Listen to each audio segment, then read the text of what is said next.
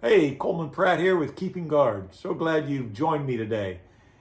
I established Keeping Guard to come alongside pastors and ministry leaders to help in the care of their soul, their family, and their ministries. It's my prayer that God would use Keeping Guard to help pastors and ministry leaders fulfill the call with integrity, joy, purpose, and faithfulness. I do that two primary ways. First is through conversations. On my website, keepingguard.org, there's a contact form that I provided where you can reach out to me and we can have a single conversation about maybe something going on in your life or in your ministry or in your family. Or if you want to talk about something that's like a coaching or mentoring relationship, we can talk about that as well. Another way that I try to come alongside pastors and ministry leaders are video podcasts just like this. I post these podcasts under the Pastor's Corner, the Sermon Corner, and the Illustrated Corner. And recently, I've been talking under the Pastor's Corner about 7 distinct times where God met me in a very personal way that changed the trajectory of my life and of my ministry. Now, in sharing these, I simply am hoping that maybe if God, something that God has taught me about ministry, that as I share with you, that God can use it in your life. But another reason, and maybe even a more important reason I share these, is to encourage you to sit and reflect and think about those times where God met you, that changed your ministry, or changed your life. Those spiritual markers, as we like to say, are very important in our lives, and to be able to reflect on those and to put those down and to go back to those as a kind of an anchor, I just think are really, really crucial. I have been posting these under I call Shaped by Encounter. And I've talked about shaped by surrender, shaped by disappointment, shaped by longing, or as I call it, the ache. Today I want to talk about shaped by suffering. Now, when I talk about suffering right now, I'm not talking just about or even primarily about personal suffering that you and I may experience. I'm talking about the suffering that as a pastor or ministry leader shows up in your office or on your life because of the people that God has called you to minister to. I really do believe that a pastor and a ministry leader probably sees more real life suffering in a year than most people see in a decade. Those things that come across our ministry, things like somebody being horribly treated or abused, the death of a loved one, walking through the difficult days after a divorce, finding from a doctor's report that things don't look good, the loss of a job, or just simply confusion about some matter in life that somebody doesn't know which way to go. Early in my ministry, as those things began to present themselves to me, the kind of track I took or the response that I had was to try to find solutions, to try to fix whatever suffering had been presented to me. And I began to find out that there are some things that simply don't have solutions, that there are some things you just can't fix. And as those things continued to present themselves to me, as people continued to come to me, I found myself overwhelmed. And it was during such a time as this that I came across something in an interview with Joni Eareckson Tada. Joni Eareckson Tada, of course, is a woman that God has used in many, many lives, including mine. She's a quadriplegic who was injured in an accident when she was a teenager, and God has used her to speak many times to many people. And in this interview, something that Joni Eareckson Tada said really kind of jumped off the page and into my heart. And this is what it was. She said this. She said, "Broken hearts, broken bodies, and broken dreams serve to crush the illusion that this earth can ever satisfy, that this earth can ever keep its promises." End quote. Now, when I read that, something shifted inside of me. And I began to have this feeling. I began to understand that my role as a pastor, my role as a ministry leader in the presence of suffering wasn't so much to try to find a solution, wasn't so much to try to fix it because there were no fixing some of these things.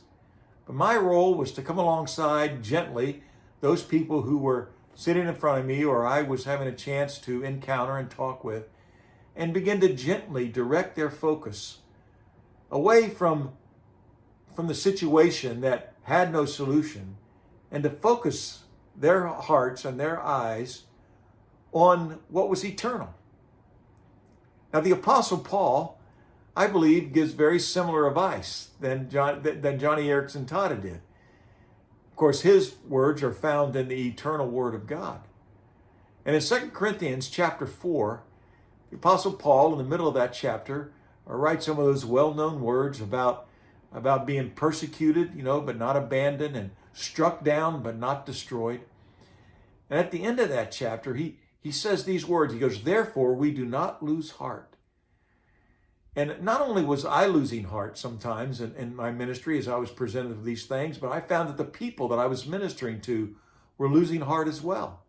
But Paul goes on to tell us why we don't have to lose heart when we're presented and confronted with suffering that doesn't seem to lend itself to any type of solution or any type of being able to be fixed. For he goes on to say that while outwardly we are decaying, inwardly we are being renewed day by day. And then in verse 17 and 18, he says these words. He says, "Our momentary light affliction is producing for us an eternal weight of glory, far beyond all comparison, while we look to the things not which are seen, but to the things which are not seen. For the things which are seen are temporal, and the things which are not seen are eternal." I think that was my problem. I was focused on the things that were seen. I was focusing on those temporal things, important things. Suffering is important, but the situation that people find themselves in that resist any type of answers is an opportunity. And as a ministry leader, I have an opportunity to help that individual begin to focus their heart on the eternal, those unseen things, that place where Paul says that God is using our suffering. While it doesn't seem momentary, and while it doesn't seem light, that God is using that to produce that eternal weight of glory far beyond all comparison. Now, I don't know exactly what that weight of glory is. I don't know exactly what that looks like. I don't know of anybody that does. But I do know this, that God is in fact at work in the midst of our people's suffering, doing that which is beyond all comparison. And if I can help an individual begin to think about that, the unseen, the eternal, rather than just the suffering that's right before them, I find that people begin to have hope. They begin to find strength, and they begin to be sustained by the reality and the truth that not only are they not abandoned, as Paul said, but they are in fact in the process. God is in the process in their life and through their adversity doing something that only eternity is going to reveal. Let me tell you how powerful those words are to me. This is a bookmark that I have in my Bible. The picture on this bookmark is my daughter, who died several years ago. Here is the obituary, and included in the obituary are Paul's words in 2 Corinthians chapter 4 about our momentary light affliction that produces for us that eternal weight of glory. On the back of this bookmark are Johnny Erickson Tada's words. Can I remind us of them again?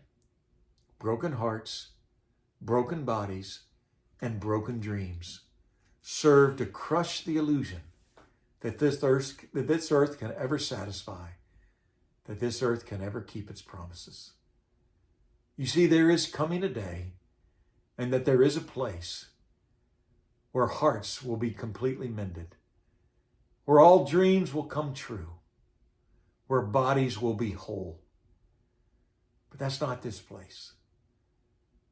And it's not this time. But if I can help my people, first, if I can myself do it when I'm experiencing suffering, but then also to help my people fix their eyes where Paul says they need to be fixed, on the eternal unseen things. I can help my people walk through the deepest valley, the most difficult suffering, with hope, grace, and strength. Listen, I hope today, pastor, ministry leader, I hope your ministry, your family, and your soul is going well. Please reach out to me on my website, keepingguard.org, and email me there through that contact form and let me know how I can be praying for you. If you're interested again in having a conversation, email me and we'll make connection about that. Thanks so much for joining me this day. I hope God's richest blessing and favor rest upon you, your family, and your ministry.